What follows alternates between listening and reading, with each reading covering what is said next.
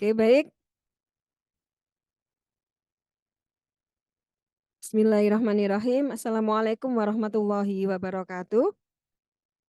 Waalaikumsalam warahmatullahi wabarakatuh. Oke, alhamdulillah. Bagaimana kabarnya semua pagi ini? Alhamdulillah baik. Ya, udah pada sarapan belum? Belum. Oh, belum ya. Oke, mudah-mudahan nggak lemes ya. Pagi-pagi harus tetap semangat ya. Nah, baik, jadi untuk 100 menit ke depan, sesuai dengan di RPS, Bu Ila akan menyampaikan topik kali ini tentang asuhan keperawatan komunitas dengan masalah kesehatan populasi penyakit kronis ya. Nah, ya jadi sebagaimana mata kuliah kan keperawatan asuhan keperawatan komunitas pada agregat ya, konsep keperawatan komunitas pada agregat ya. Nah, sehingga nanti diharapkan memang di mata kuliah ini Anda bisa sebagai perawat komunitas Anda bisa eh, mengatasi ya, memberikan solusi, memberikan asuhan keperawatan pada masyarakat dengan berbagai macam variasi-variasi karakteristik maupun permasalahan yang muncul akibat latar belakang variasi tadi ya. Makanya kemarin kita sudah belajar bersama tentang bagaimana asuhan keperawatan pada populasi rentan ya, pada komunitas anak jalanan contohnya. Nah, sekarang kita spesifik lagi pada permasalahan penyakit kronis yang ada di masyarakat ya. Oke. Baik, sebelumnya mungkin ada yang tahu penyakit kronis itu apa? Ada yang tahu belum? Penyakit kronis apa? Penyakit yang udah lama. Yang udah lama, oke. Yang lain? Bagus sekali. Ada lagi yang mau nambahi? Kenapa dikatakan penyakit kronis? Apa sih bedanya dengan akut? Istilah kronis dan akut biasanya dibedakan karena apa?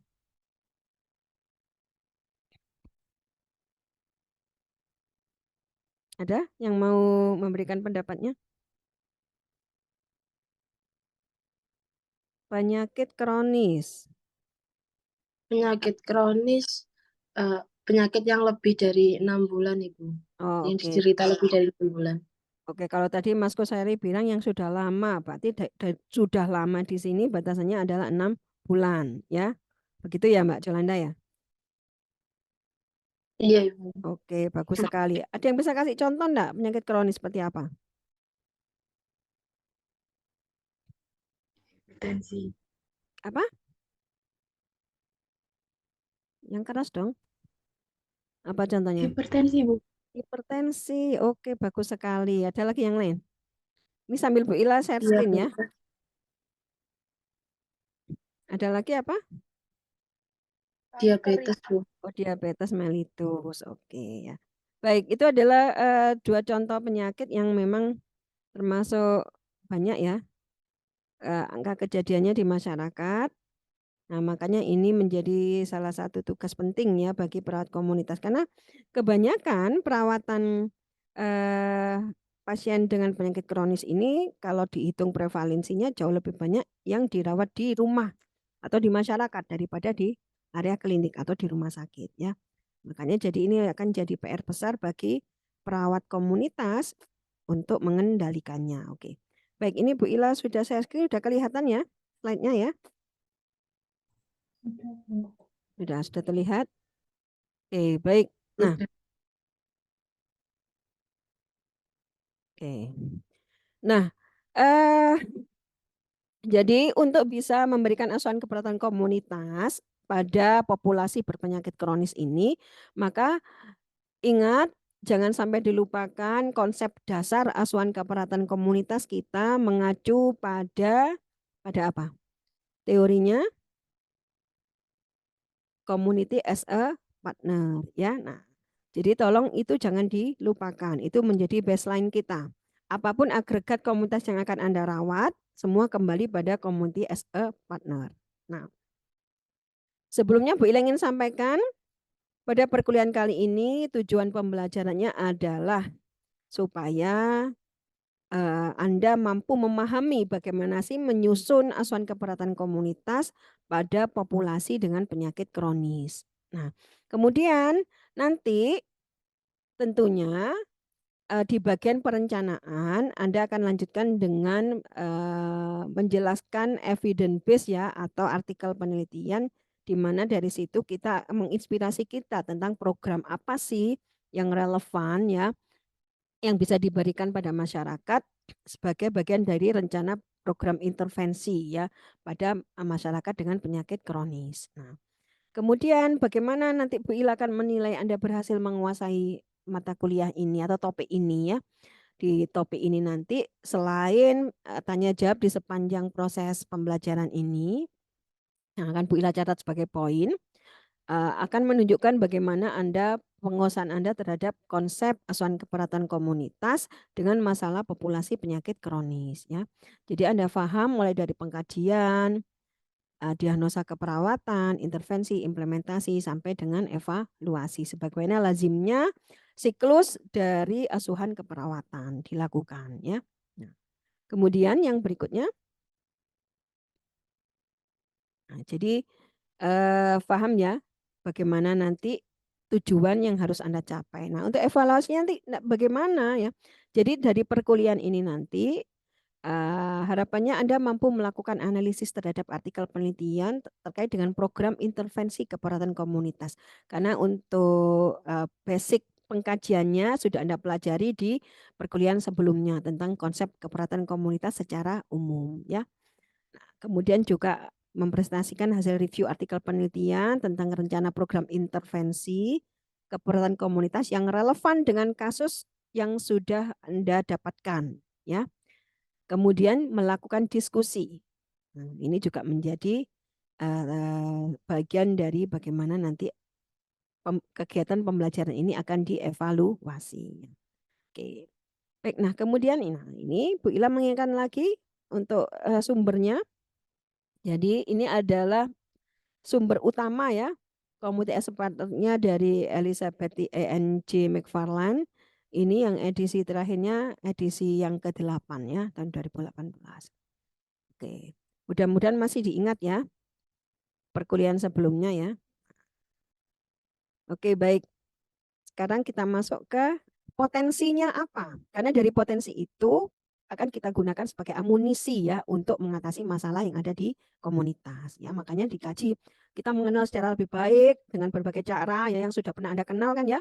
Ketika mengkaji komunitas Anda menggunakan cara apa saja? Mulai dari wawancara ya kan? Ada observasi, diperlukan sebar angket atau kuesioner ya. Nah, itu adalah berbagai cara untuk mengenal masyarakat, baik positifnya maupun negatifnya. Nah, kemudian masih ingat dengan alur ini ya? Alur ini berulang kali ditayangkan. Masih ingat? Ini menggambarkan apa? Alur ini menggambarkan apa? Menggambarkan bagaimana proses asuhan keperawatan komunitas itu dilakukan ya. Nah, yang bulat di atas itu bagian apa? Bulat di atas kayak donat ini bagian apa? Disebut apa 8 ini? subsistem. Ya, 8 subsistem dan apa yang tengah-tengah namanya? Iya, bagus sekali ya. Nah, diingat-ingat lagi ya. Jadi yang roda di atas ini disebut sebagai roda pengkajian ya. Betul sekali tadi jawabannya adalah, nah roda pengkajian ini terdiri dari core dan 8 subsistem. Itulah yang nanti akan Anda kaji dari masyarakat. Ya, core ini meliputi apa? Core ini adalah orang-orangnya. Biasanya apa yang dikaji? Data demografi, ya, nilai agama atau kepercayaan, etnisiti, persepsi, pengetahuan, itu semua adalah data-data terkait dengan individunya, individu-individu yang tinggal di area tersebut. Nah, kalau berpenyakit kronis apa? Ya termasuk riwayat kesehatannya. Apa?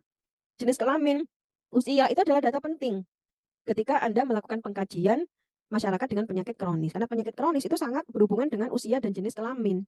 Ya, nah itu adalah bagian dari core. Nah, kemudian kualitas kesehatan core ini dia ditentukan oleh 8 subsistem yang melingkupi 8 juring ini ya, mulai dari health and social services, pendidikan, transportasi, safety and transportasi ya, sampai policy and government sampai dengan rekreasi, ekonomi rekreasi ya. Nah, itu adalah masuk 8 subsistem.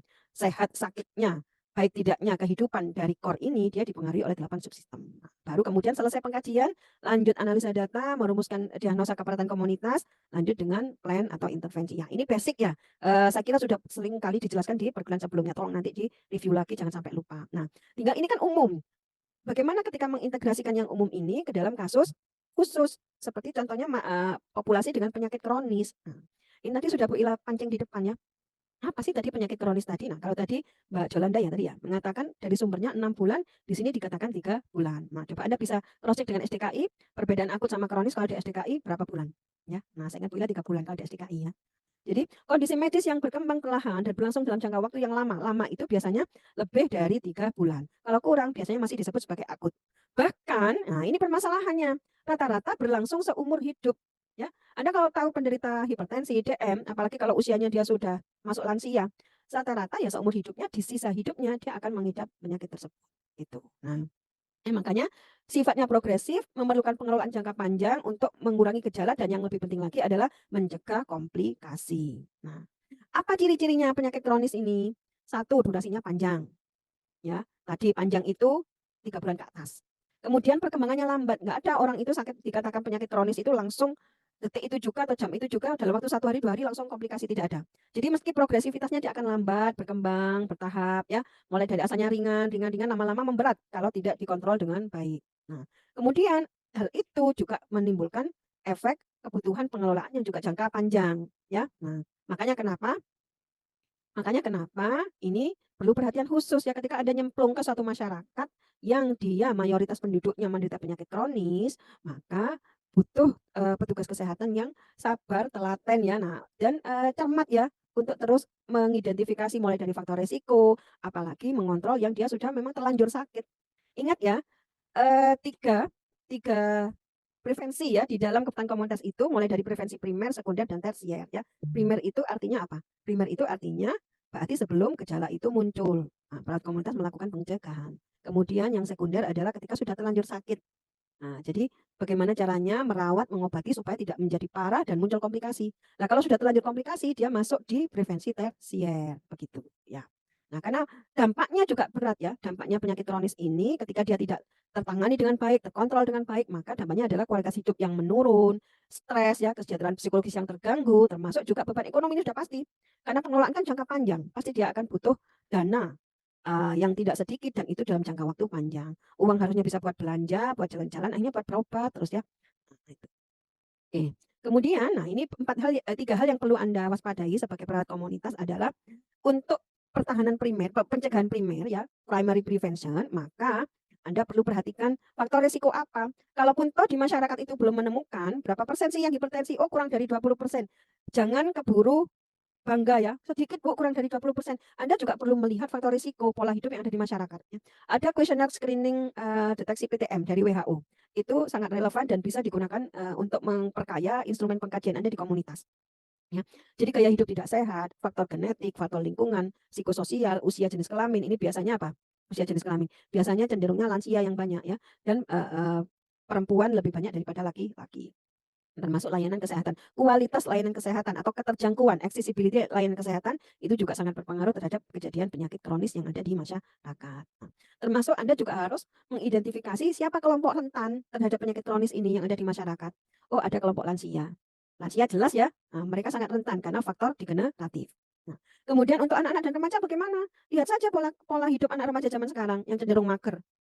Main HP tok ya, gulung-gulung di kasur ya, rebahan sambil main HP, apa-apa sudah menghindari kegiatan fisik, aktivitas fisik. Nah, ini sangat berpengaruh terhadap munculnya penyakit kronis ya, penyakit akibat sedentary lifestyle ya, gaya hidup yang mager, malas gerak.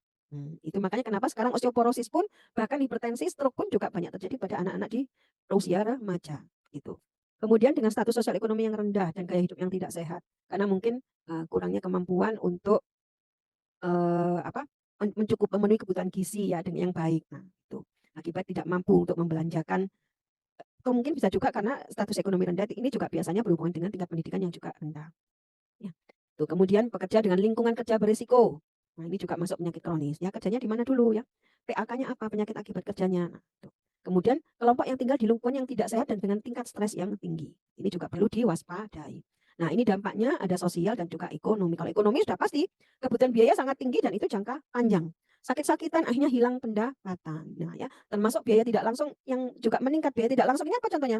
Kalau berobat kan tidak cukup hanya untuk membiayai kebutuhan beli obat dan periksa ke dokternya atau ke layanan kesehatan. Tapi pasti kan butuh transport, ya. Nah, butuh transport, butuh ada yang mengantar. Nah, ini semua membutuhkan finansial, ya, uang yang tidak sedikit dan itu jangka panjang.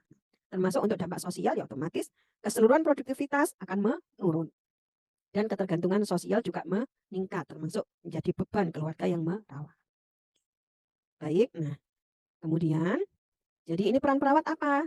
Untuk perawat komunitas di sini dalam hal ini, mulai dari deteksi dini ya tadi. Kalau Anda mengenali faktor risiko dan kelompok rentan, maka itu adalah kunci untuk melakukan deteksi dini dan pencegahan ya.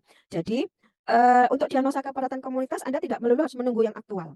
Tapi begitu terlihat pola aktivitas masyarakat ya, kok kurang sehat ya, pola makan kurang baik, itu sudah cukup menjadi sign and symptom Anda untuk mengangkat diagnosa risiko ya, munculnya penyakit tidak menular atau penyakit kronis ya. Nah, penyakit kronis yang ada di masyarakat. Oke. Kemudian edukasi dan promosi ini yang utama ya.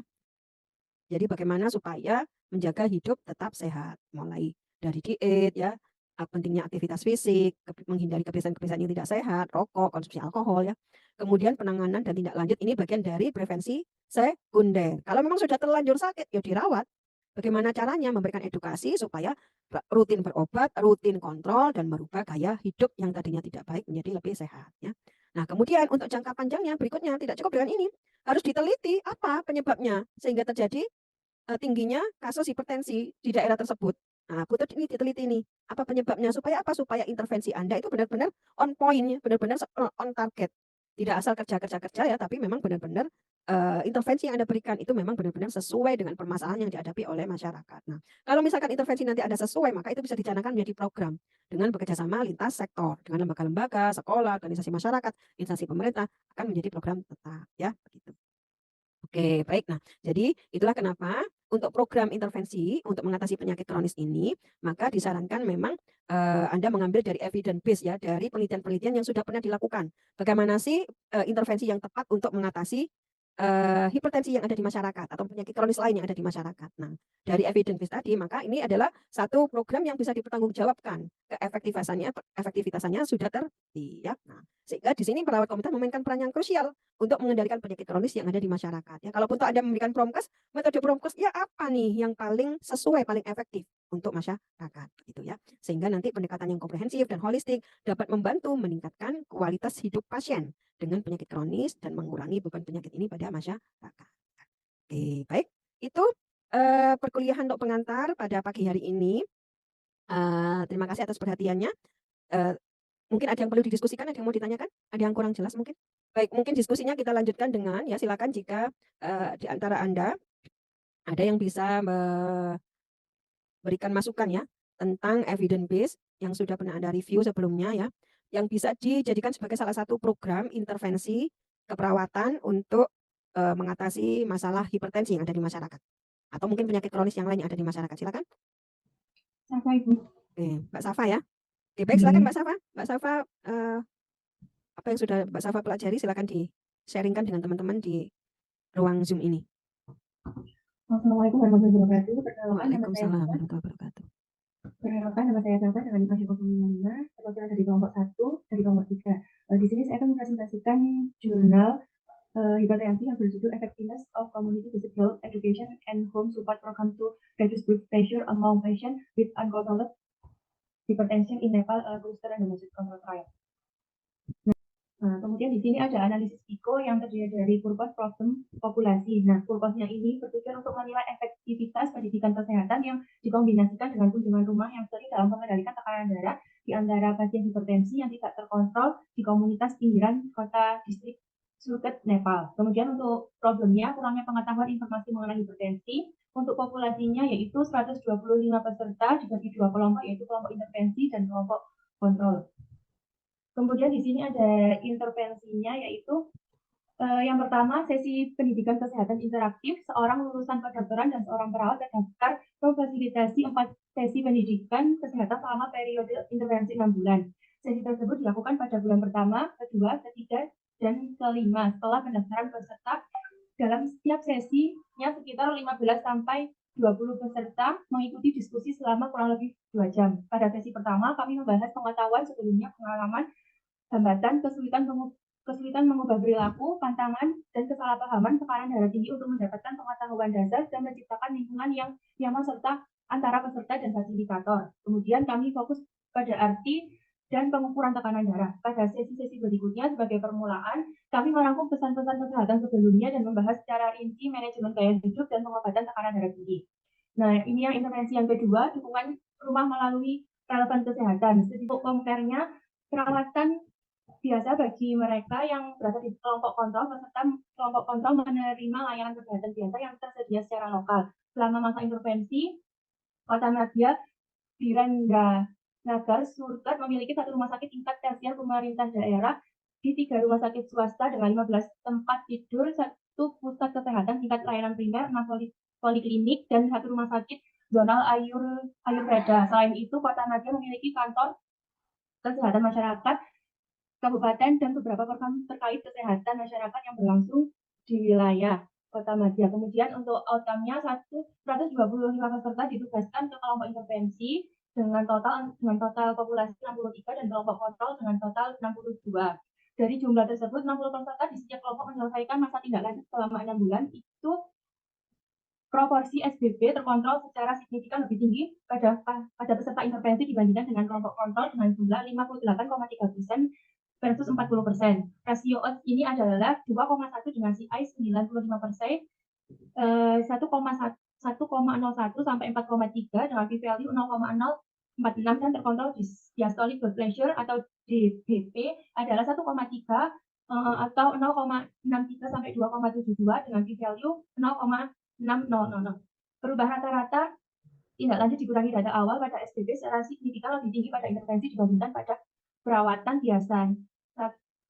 Minus 18,7 mm air raksa versus minus 11,2 mm air raksa, kemudian dengan p-value 0,041. Rata-rata perubahan DPB juga lebih tinggi pada intervensi minus 10,95 mm air raksa versus minus 5,53 mm air raksa dengan p-value 0,065. Skor pengetahuan tentang hipertensi meningkat sebesar 2,38 pada kelompok intervensi yang berbeda secara signifikan dengan kelompok kontrol, yaitu 0,13 atau 12 dengan p-value kurang dari 0,001. Nah, untuk kesimpulannya yaitu dari berbagai sesi pendidikan kesehatan yang dilengkapi dengan kunjungan rutin ke rumah tangga oleh relawan kesehatan dapat secara efektif meningkatkan pengetahuan tentang hipertensi dan menurunkan tekanan darah di antara pasien hipertensi yang tidak terkontrol di tingkat komunitas di Nepal. Oke, baik, bagus sekali. Mbak Safa, coba dibuka yang di bagian intervensi, Mbak Safa, slide-nya. Oke, baik, ini menarik ya.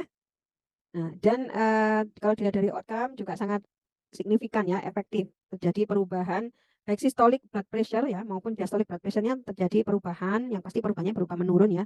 Tadi sudah disebutkan menurunnya berapa. Kemudian termasuk juga perubahan yang signifikan pada tingkat pengetahuannya. Nah, silakan mungkin dari teman-teman ada yang mau ditanyakan pada Mbak Safa. Caranya gimana intervensinya ya ini? Tahapan intervensinya seperti ini yang dilakukan oleh tim dokter dan perawat ini ya. Ada yang mau ditanyakan? Silakan dari teman-teman mungkin. Dari kelompok lain. Ini di Sri Lanka ya Mbak Safa ya? Iya. Kira-kira cocok nggak kalau diterapkan di masyarakat kita? Di populasi atau masyarakat di mana kamu mengkaji, melakukan pengkajian komunitas? Bisa nggak diterapkan? Sebenarnya bisa Ibu, tetapi ini sesinya selama 6 bulan, mungkin masyarakatnya bisa dibilang bosan. Oke, tapi recommended ya sebenarnya buat petugas kesehatan ya. Nah, buat petugas kesehatan recommended karena memang bagaimanapun juga untuk bisa mengubah perilaku, pengetahuan perilaku ya masyarakat itu tidak mudah. Makanya wajar di sini butuh waktu 6 bulan ya. Makanya sesinya dilakukan mulai bulan pertama sampai dengan kelima. Telaten banget ini ya, telaten banget. Nah, sesi pertama jadi mulai bahas pengetahuan, pengalaman, hambatan, kesulitan. Karena setiap orang, setiap keluarga itu kan pasti dia punya hambatannya masing-masing. Hambatannya di mana? Jadi sehingga nanti edukasi yang diberikan itu benar-benar memang sesuai dengan hambatannya masing-masing tadi, mengurai hambatan setiap warga ya di situ. Nah, sesi berikutnya merangkum pesan-pesan kesehatan sebelumnya, membahas secara rinci manajemen gaya hidup. Seperti apa sih gaya hidup yang sudah dilakukan oleh mereka ya. Nah, jadi benar-benar ini rigid sekali. Nah, belum termasuk dukungan yang dilakukan di rumah ya, pada keluarga pastinya melalui relawan kesehatan. Jadi ini juga melibatkan relawan kesehatan, mungkin kalau di kita semacam kader ya. Nah, kader-kader kesehatan itu dilibatkan semua. Tentunya sebelumnya mereka sudah mendapatkan briefing ya, sehingga persepsinya sama. Satu relawan atau satu volunteer ya, itu untuk setiap satu klaster. Satu klaster bisa jadi mungkin kalau di kita ada kelompok dasawisma ya. Nah, setiap 10 kakak dikasih satu kader untuk memobilisasi, memotivasi ya, memberikan dukungan. Kemudian termasuk mengukur tekanan darah yang akurat dan konseling perubahan perilaku. Nah, jadi terus dipantau dan itu dalam interval setiap 15 sampai dengan 30 hari. Ada kunjungan rumah yang tujuannya untuk memantau tekanan darah sekaligus memberikan motivasi-motivasi tadi. Nah, dan itu terus dilakukan. Ini total selama 6 bulan ya, intervensinya selama 6 bulan. Bayangkan, kira-kira memang bisa nggak terjadi perubahan kalau warga terus gosok dengan cara seperti itu? Insya Allah bisa. Insya Allah bisa ya, mudah-mudahan kooperatif ya, karena memang masyarakat juga macam-macam. Nah, pengalaman Bu Ila tidak sedikit keluarga yang nutup pintu ya, nah tidak membukakan. Makanya di sini juga kelihatan agak ada penurunan ya, coba di next berikutnya. Dari 120 sekian, nah 125 peserta yang dia masuk di kelompok intervensi, ternyata yang menyelesaikan intervensinya sampai dengan tahap 6 bulan itu tinggal 60 peserta. Ini menunjukkan apa?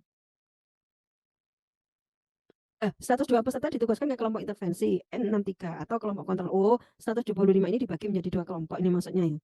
63 kelompok intervensi dan yang 62 kelompok kontrol. Gitu maksudnya ya.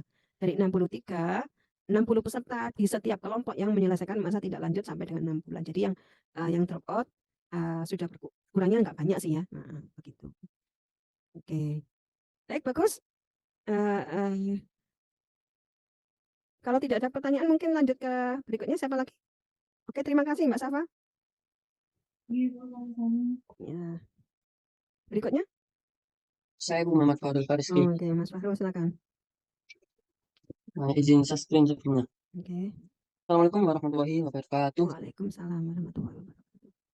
Perkenalkan saya Muhammad Fadil Fariski, umum akhir nomor 40 dari kelompok 3 PSIKA.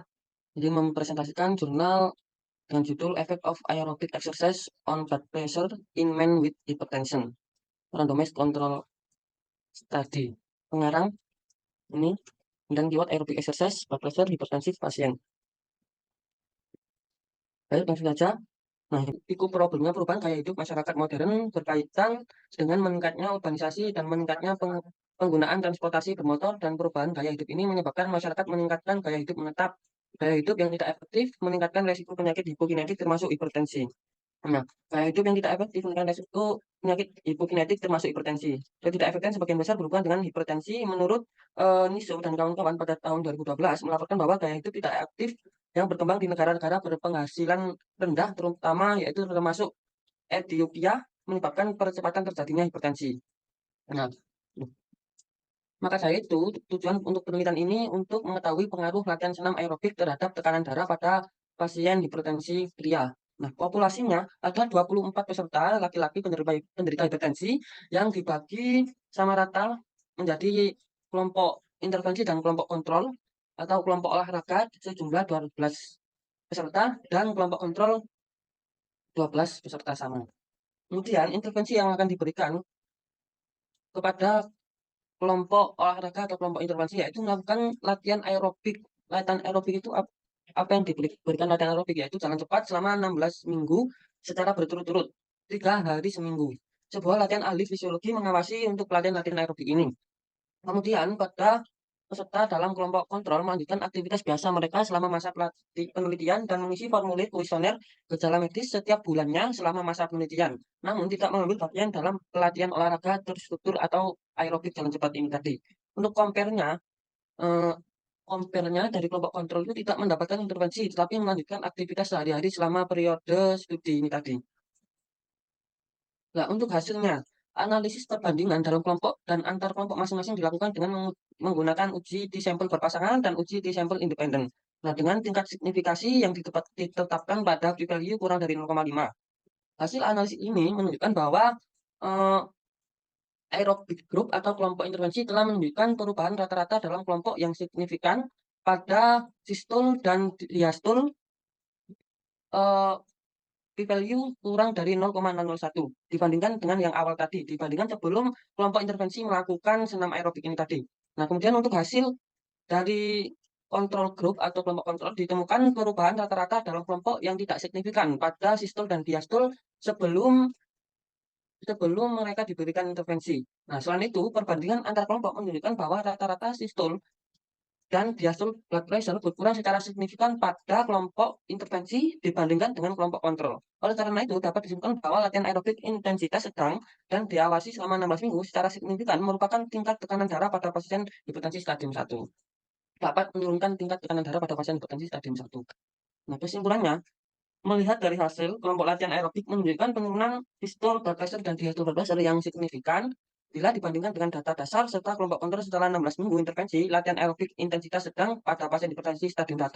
Oleh karena itu, dapat disimpulkan bahwa intervensi latihan aerobik dengan intensitas sedang dan diawasi selama 16 minggu secara signifikan menurunkan kadar tekanan darah pada pasien hipertensi stadium 1.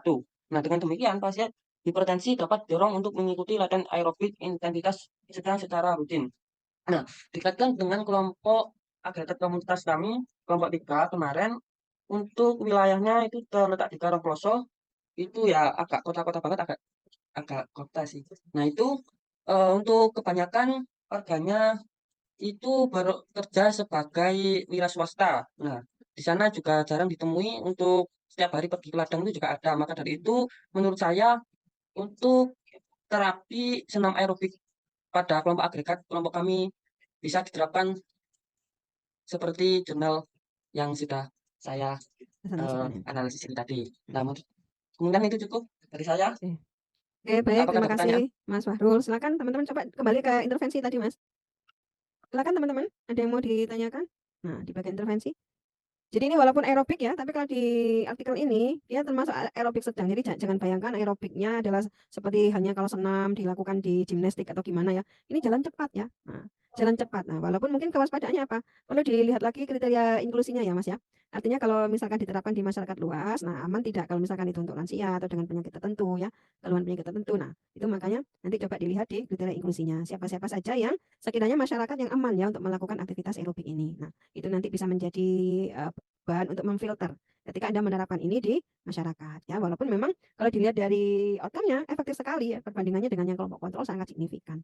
Jadi kalau dihubungkan dengan yang tadi dari Mbak Safa tadi, di Mbak Safa tadi dia mulai dari bagaimana pengetahuan dan perilakunya ya.